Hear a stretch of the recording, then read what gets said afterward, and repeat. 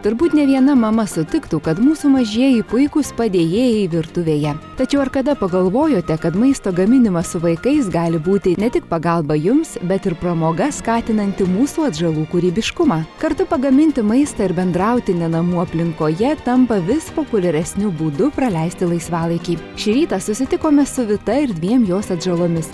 Pažiūrėkime, kaip jiems sekėsi kepti amerikietiškus blynelius. Sveiki visi, Vita, Nikoleta ir Armandai.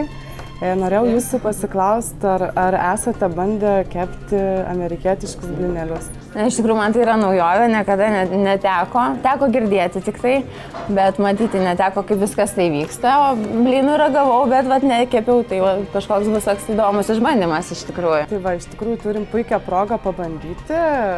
Tai prašom susipažinti su mūsų tešlos pilstymo įrankiu, tai joje yra įpilta amerikietiška tešla, čia būtų tradicinė, jūs laikote būtent šokoladinę.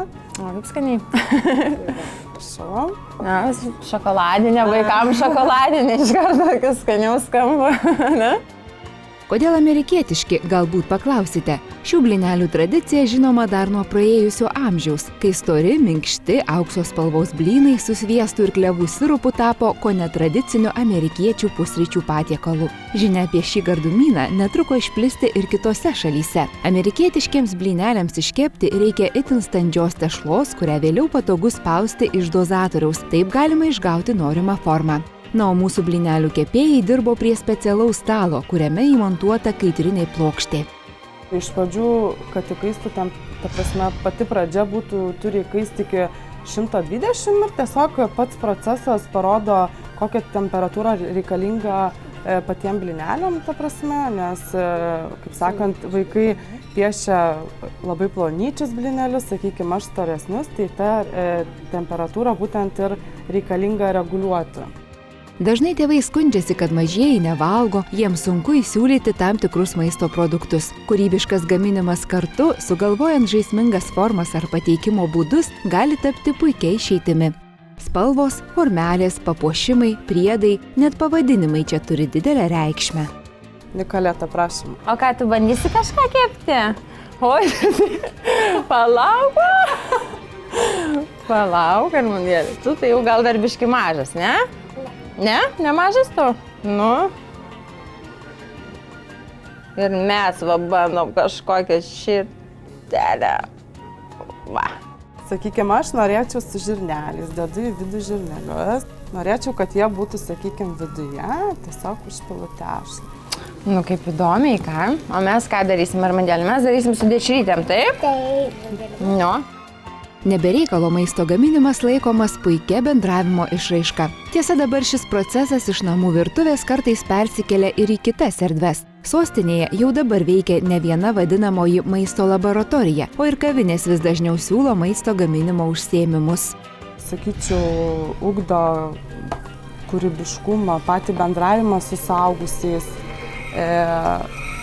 atveria netgi fantaziją vaikų, įžvelgčiau netgi kažkokį, sakykime, vaikų mokymąsi, laikymąsi į taisyklės savotiškas.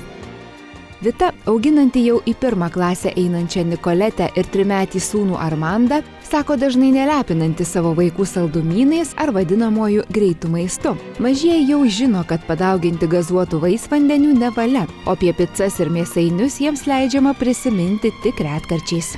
Aš tai labai žiūriu tai rimtai ir man vaikai negeria jokių kolų, jokių picų. Aišku, kaip ir kiekvieną vaiką, čia kaip ir yra palepinimas galbūt daugiau, kad kokią McDonald'ą ten užvežti, bet tai būna labai retai, aš stengiuosi jam duoti įskiepinti nuo mažens, kad reikia sveikai maitintis. Vaikai, man atrodo, visą laiką mėgsta tėveliam padėti ir mano vaikai neatsilieka, ne pagalbininkai didžiausi, taip, pridaro man visokių. Va, žiūrėk, kaip gražiai čia matai, kokios širdelės. Va taip va, uždėt ir apverst. Arba paimti tą naują.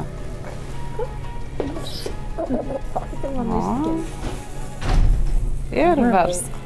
Opa. Tiesa, leidžiant vaikams suktis virtuvėje, itin didelį dėmesį reikėtų skirti saugumui. Neleisti vaikams vieniems naudotis elektriniais prietaisais, nepalikti jų prie įkaitusių paviršių. Vidury zonos yra temperatūra įkaista iki 220 ir kaip įrodymas Nikoleta prikepė patį kraštą blinukų.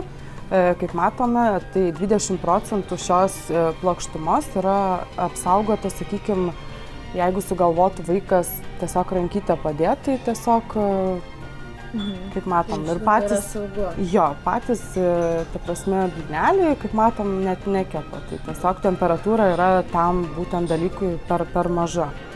Pagaliau blyneliai apskrudę, lėkštė pilna širdučių, paukštelių, debesėlių, o vaikai sotus. Štai jums ir būdas suderinti kūrybiškumą, maistą ir pramogas.